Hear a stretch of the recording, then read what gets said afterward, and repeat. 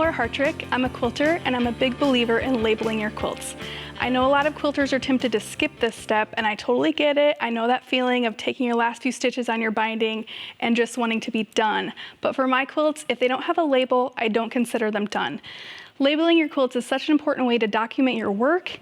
It's also a really great opportunity to pass along the story of your quilt to whoever may encounter it in the future. For my work, I've found that some quilts warrant more detailed labels than others. So today we're going to look at a bunch of examples. We're going to look at a range of labels from more simple to more detailed, and I'm going to talk you through how I made them as we go along. We're going to be looking at the three basic methods I use to label my quilts. Those are pen, embroidery, and digital printing, which we'll see later. So here's a basic label made with a pen. And when I say basic, what do I mean? Well, what are the just bare minimum pieces of information you might want on your quilt label? For me, name and year are top of the list. You might also want to include your location, maybe the name of the recipient or the occasion if the quilt is a gift. Maybe the quilt has a title that you'd like to include. What you put on your label is really up to you. But some quilts don't need a ton of things on there, just a few key items are great. So if you're going to use pen to make a label, choose something that's archival and waterproof. I like to really outline the letters on my label, just tracing over them over and over, make them really bold. This not only makes them easier to read, but it helps protect against fading as well. I always heat set my pen with just a pressing cloth and a hot dry iron for about 30 seconds. You should be good to go. Now, let's look at this next label made with pen. You can see this label has a lot more to it, right? And why do I sometimes make these really wordy labels? Well, some of my quilts I find have a lot of meaning built into the top of the design. Maybe it has symbols on it. Maybe I'm using some really meaningful fabrics that I want to document. Whatever the case may be, if I have a quilt that has a lot of backstory or a lot of meaning, I really like to put all that information on my label in addition to the standard things like my name and the year. And when I do that, the label becomes like a key that unlocks the meaning of the quilt. And I do this partially for myself because I don't want to rely on my memory to hold all this information. I do it for the event that my quilt is somewhere and I'm not there to explain it. Whoever's looking at it can get a lot of insight from the label. I really like to imagine a quilt historian finding one of my quilts in the future. They're, admiring the top, my piecing, the colors I chose, and then they turn it over, they're just hoping to find a name and a year. And instead they find all this information and they're like, yes, jackpot, they're so excited. It makes me happy to think about that, and it really motivates me to label these extra special quilts extra thoroughly. So looking again at this detailed label, this quilt has shorthand symbols on the front, and I wanted to make a sort of a translation key for those here on the label. It also is made with my grandma's clothes and linen, so I noted that. And I was sure to heat set it. And I love this label on my special quilt. Let's talk about embroidery.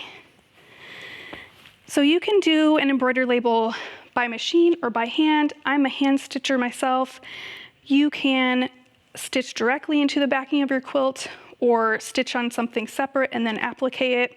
I would consider this just a basic embroidered label because it just has a few pieces of information: my name, the quilt's title, and the year.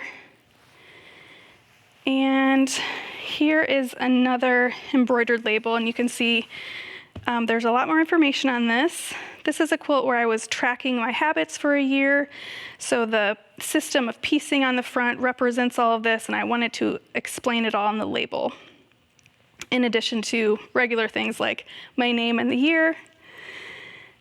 There's a lot of stitching on this, but I broke it into chunks, put on a few episodes of TV. It wasn't so bad, and it looks amazing. Okay, let's talk about digital printing. So when I say digital printing, I mean using a website that will print onto fabric for you. This label is the first time that I use this method. So all you need is an image file, which you can upload to the website, order your swatch of fabric, and then I typically will piece this into my quilt back. Now here is a more detailed version of the same thing. So for this label, again, I was tracking my goals for the year. I had a lot of information I wanted to put on this label. I knew just how I wanted it to look, but I wasn't sure how to execute it myself, so I actually asked for help from a graphic designer friend. He was able to make this image for me, and then I was able to create this fabric label by ordering from the website. Now, let's say, like me, you don't necessarily have graphic design skills, you don't have a friend to ask to help you get the image made. There is a workaround, and I want to show you that now. So sometimes I will just use tools that I'm more comfortable with. For me, that's scissors and glue. You can see here on this piece of paper, I literally glued scraps of fabric and glued my text, put everything just where I wanted it. Then I was able to use my home scanner to scan this, upload it to the website, and then order my label.